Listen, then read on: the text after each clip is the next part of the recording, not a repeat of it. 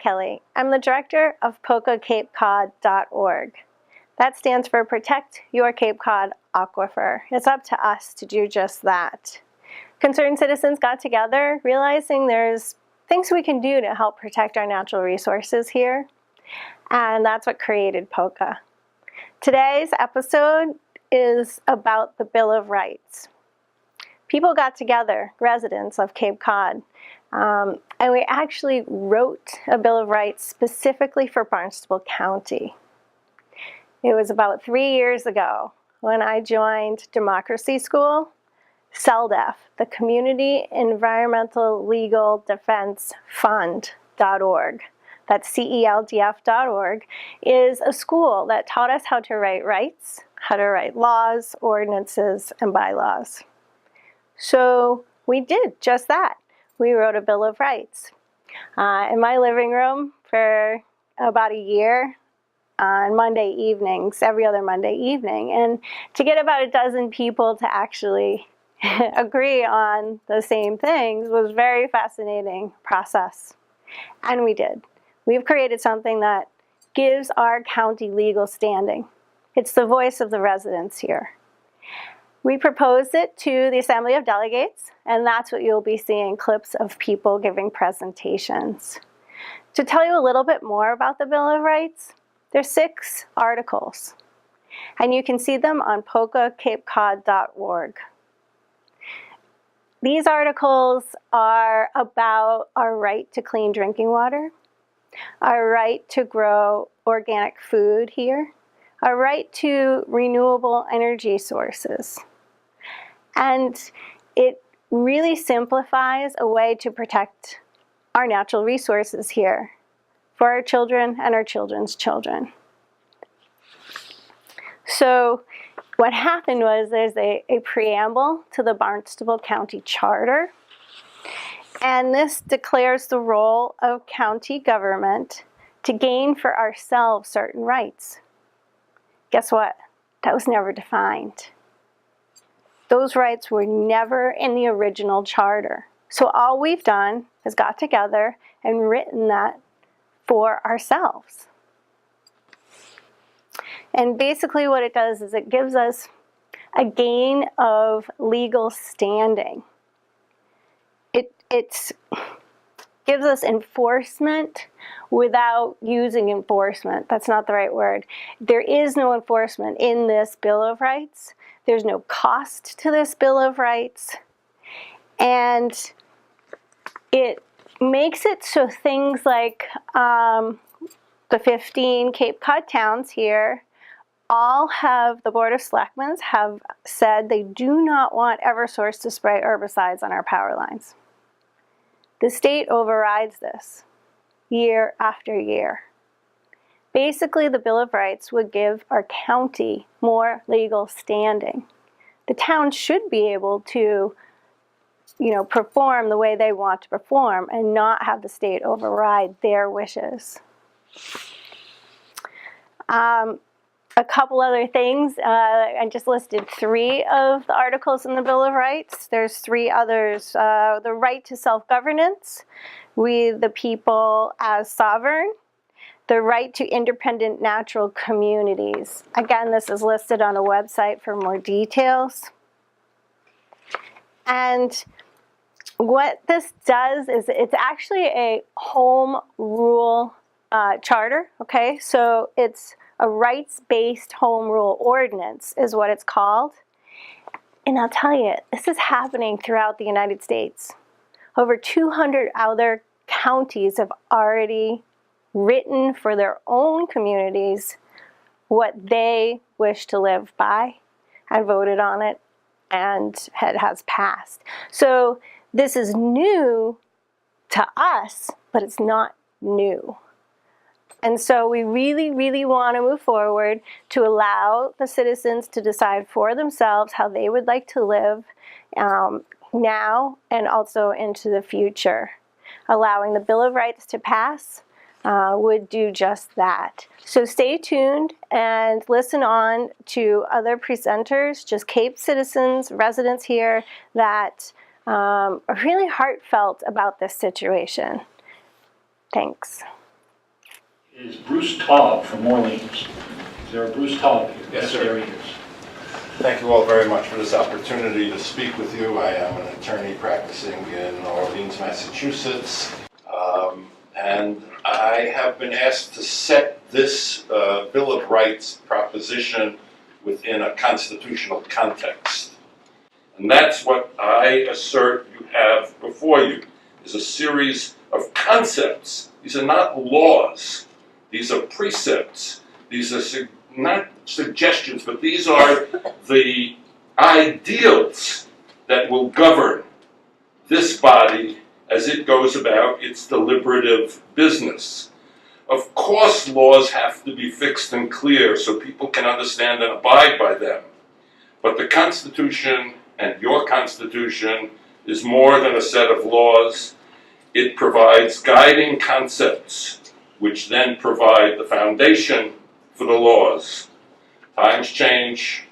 Your Constitution should change. Thank you for your time. So, other counties, cities, and towns across the nation are enacting these groundbreaking addendums to their constitutions, laws, and bylaws to assure public health and safety, to give human beings in community with their integral natural systems, to give communities on the ground within their ecosystems, and on behalf of the feedback between those ecosystems and those human beings, legal standing to deal with federal and state regulations. Barnstable's globally unique and fragile ecosystems and its interdependent, rare, and unique human beings deserve a BOR. Thank you for your time. Why do we want the Bill of Rights? We want to prevent any poisoning of citizens and our aquifer, such as the recent poisoning of the Aurora River in Colorado and the lead poisoning of the people, and especially the children of Flint, Michigan. What can we do to safeguard our waters, ensuring us a longer existence here? The Bill of Rights can help us protect our waters from chemicals, from radiation, and from herbicides. Thank you for your time and consideration on this important opportunity. It is up to us to do all we can to protect drinking water for our children and our children's children. This is a solid way to help protect our health and our livelihoods for generations to come. Thank you for supporting the proposed Bill of Rights, written specifically for Barnstable County. Thank you very much. We want to have produce free of contamination from pesticides and genetically modified organisms, and to collect, harvest, and distribute all resulting seeds if that is what we choose to do. I'm asking you to please consider allowing the democratic process to work by allowing our voters to decide this issue. Good afternoon. My name is Jim Garb. I'm a physician. I live in Yarmouthport. I'd like to thank the Assembly for this opportunity to speak in favor of the Barnstable County Bill of Rights. I'd like to focus my remarks on the issue of clean drinking water. The unsuccessful attempts by all 15 Cape towns to stop Eversource from applying toxic herbicides to control vegetation under their power lines, when other non-toxic methods are readily available, is but one example of why such an amendment is necessary. Excuse me. As a physician board certified in preventive medicine, I believe that Eversource's continuing use of these hazardous chemicals represents a significant health risk to the population of Cape Cod. I'd like to very briefly explain some of the science behind these concerns. The chemical of concern in this case is glyphosate, the active ingredient in herbicides made under a dozen trade names, most notably Monsanto's Roundup. However, in addition to glyphosate, these commercial formulations contain other chemicals, so-called adjuvants. Early research examined the effects just of glyphosate alone and found inconclusive results about effects on human health. However, more recent work has shown that Roundup is always more toxic than its active ingredient alone. The adjuvants added to the formulation, although previously considered to be inert and non-hazardous, are now thought to alter human cell permeability, allowing more of the hazardous chemicals to enter the cell and amplifying the toxicity of glyphosate. Indeed, the combination of these chemicals is up to 1,000 times more toxic than the active ingredient alone. The Cape is a fragile environment with a single-source aquifer. Glyphosate is found in rivers and streams. The incidence of breast cancer on the Cape is elevated, and exposure to environmental toxins is thought to be playing a role. Increasing our burden of exposure to hazardous chemicals is unnecessary and needs to be challenged. This amendment will give us a mechanism to successfully challenge these harmful practices. Thank you. Thank you. Mr. DeWitt, Ed DeWitt from Falmouth. Thank you. I'm Ed DeWitt. I'm the Executive Director of the Association to Preserve Cape Cod. APCC is 5,000 Cape Codders who are interested in protecting the environment of Cape Cod. Some of you have told me that our economy is our environment, and I agree with you that our economy is our environment. We're also very unique in that our sole source aquifer, where we get our drinking water, is also where we put all of our waste, whether it be septics, whether it be from the fire academy, whether it be how we handle unwanted vegetation across the Cape Cod. We're putting all of those things into the same place that we're taking our drinking water out. And we need extra protection because we are unique in this regard. And I think it's really incumbent upon the Assembly, upon the people of Barnstable, to take those extra protections in our drinking water to make sure that our economy doesn't suffer. Because imagine a Flint type of occurrence on Cape Cod and what that would do for our economy. So APCC very much supports this. Thank you. Thank you. This local level of connection in which individuals can speak and be heard and make contributions, make things happen, or more often make things not happen, is central to who we are.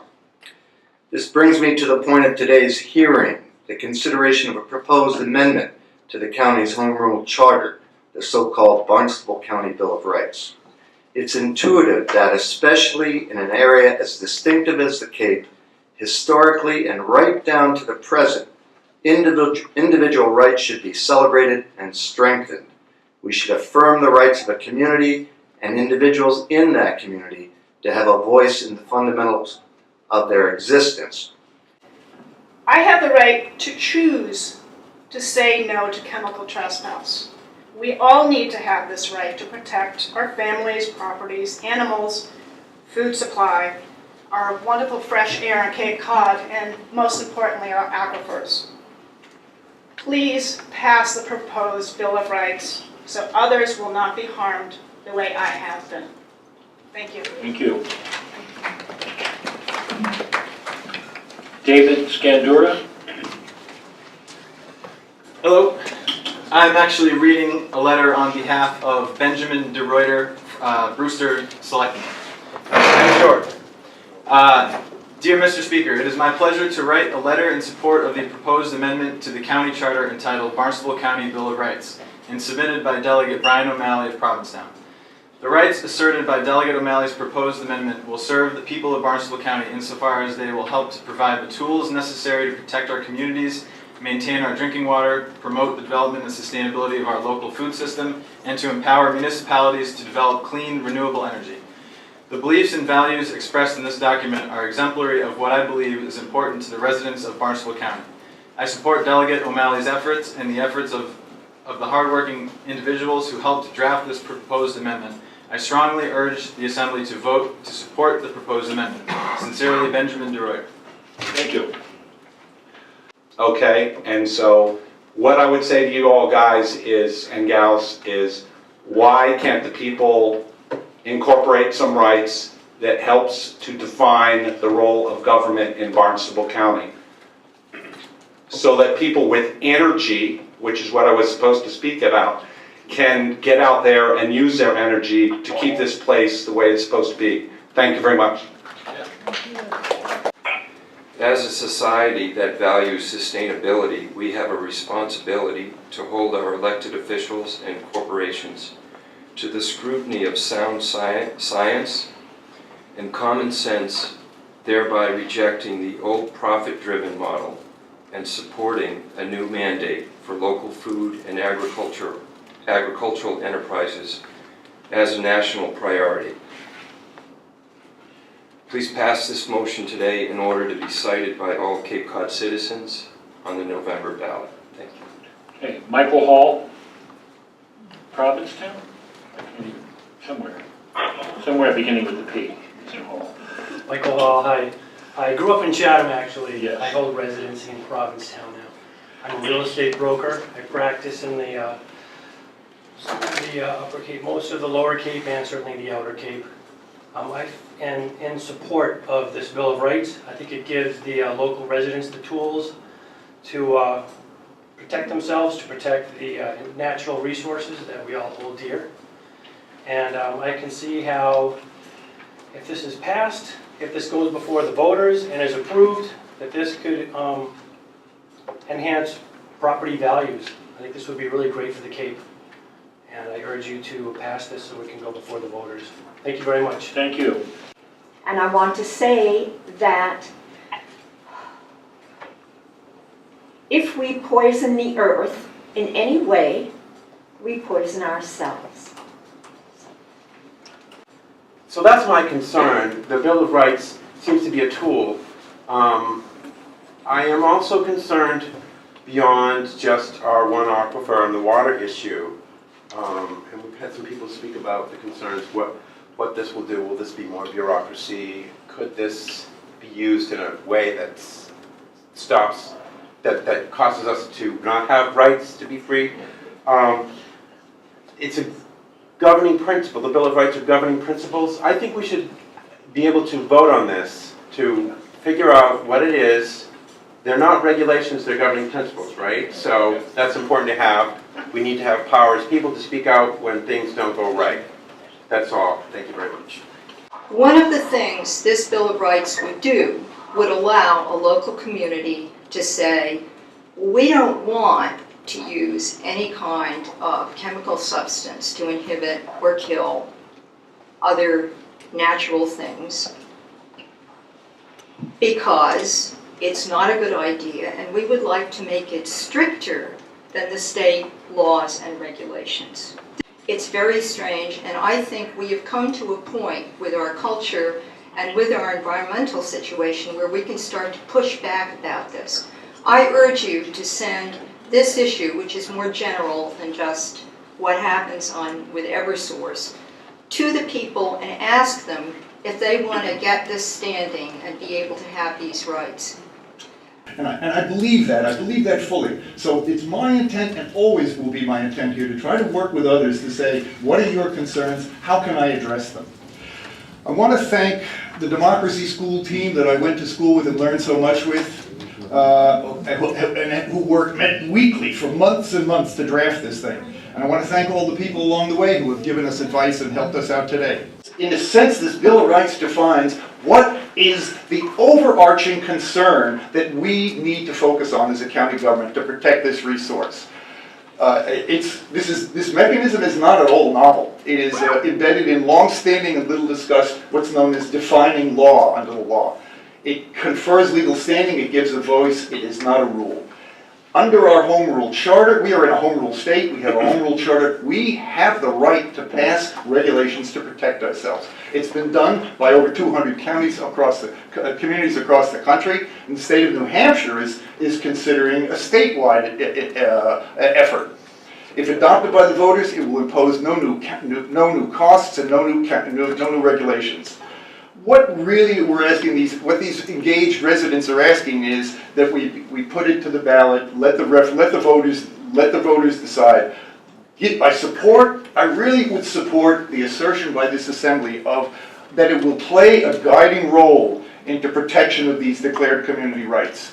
My goal would be a consensus decision today. I ask for your fearless support. Thank you.